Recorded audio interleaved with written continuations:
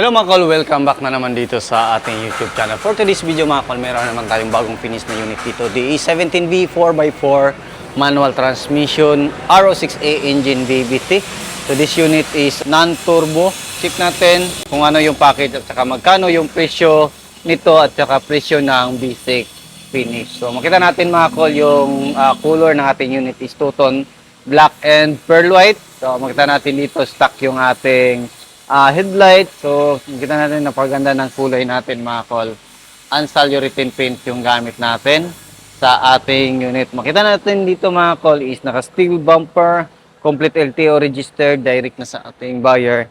Then, makita natin dito sa gilid is naka-fully undercut. Then, naka-13 inches na brand new mags and brand new tire. This unit mga kol is nag-request ng client natin ng lift up. So, nag-lift up tayo ng 2 inches. Then yan, makita natin medyo mataas na yung kanyang ground clearance compare sa stock na unit mga kol. Yan. So, kung kailangan nyo ng mags and tire mga kol, available yan dito sa shop natin. So, dito naman makita natin yung side view ng ating unit. Napakaganda. Tapos yun, makita natin naka auto fold and retractable yung side mirror natin. Tapos dito sa itaas, top load carrier na gutter type. So, yan yung request ng ating customer. Then, ito naman yung side view. Yan, ganda. Makita natin, fully tinted din. Dito sa likuran is naka brake drum. Tapos yan, lifted, fully undercut yung pangilalim mga kol. So, dito, ito yung view sa likuran niya. Then, ito naman yung ladder natin. Nag-install tayo ng aluminum ladder. Tapos, ito, naka-stipboard. Then, ito is naglagay tayo ng plate holder para hindi mabend yung plaka natin. Then, meron tayong dalawang camera. Ito yung sa stereo. Then, ito yung sa dashcam, mga kol. Makita natin dito, mga kol, is brand new na din yung matting natin. Bago na din yung ceiling natin. Black tiles yung nilagay natin. Yung ilaw dito. Yan, check natin. Yan, good. Ito is meron pa tong pahabol mamaya na third check. So, kinuha pa ng tao natin sa pina-apostirihan natin. Kita din natin dyan is captain seat na din yan. So, sleepin natin. Ito is power window na din yung sliding natin mga kol. Ito yung upuan natin. So, close natin. Gawin natin or i-fold natin mga kol. Ganyan. Pwede rin isang upuan lang. Halimbawa, tatlo yung pasahero or tatlo kayo. Then, may mapataas kayo ng gamit or kailangan nyo ng extra space para sa cargo nyo mga kol is pwede yan ganun. Then, ito naman yung gagawin. Ito is manual sliding. Walang power slide sa mga D17V. Yan, makita natin. Open natin dito. Nilayin natin dito.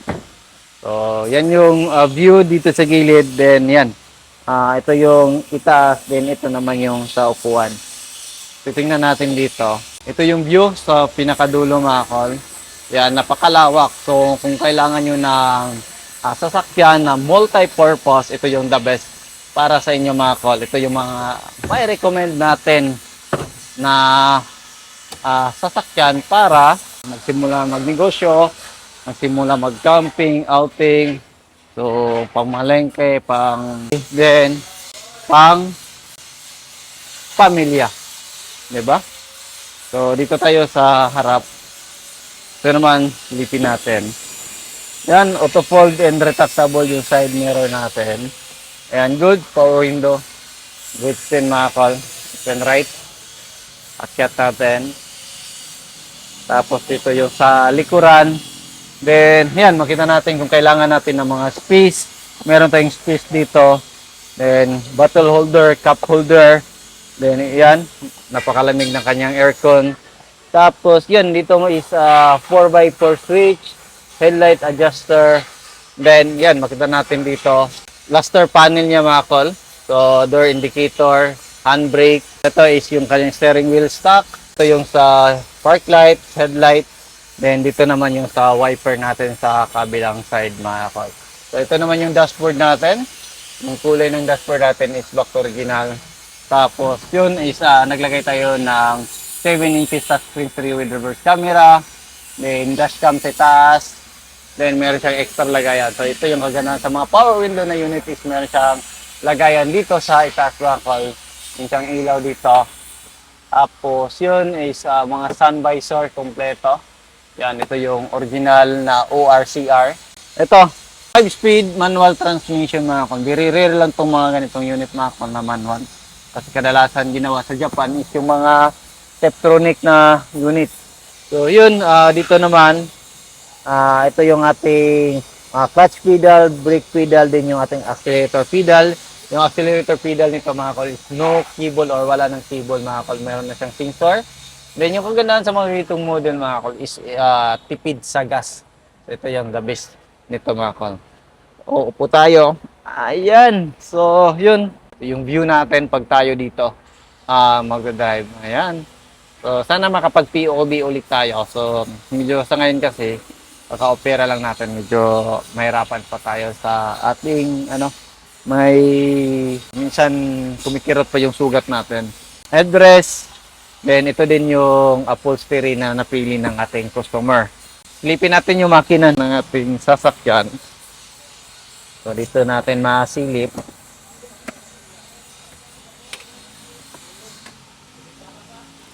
So, ito yung makina natin mga kol. Yung makina natin is RO6A engine VVT 12 valve with 3-cylinder inline. Then makita natin dito yung ating VVT solenoid, injector, 1, 2, 3. Dito tayo mag-refill ng ating engine oil, PCV valve, then yung ating ignition coil at saka spark plug nandyan.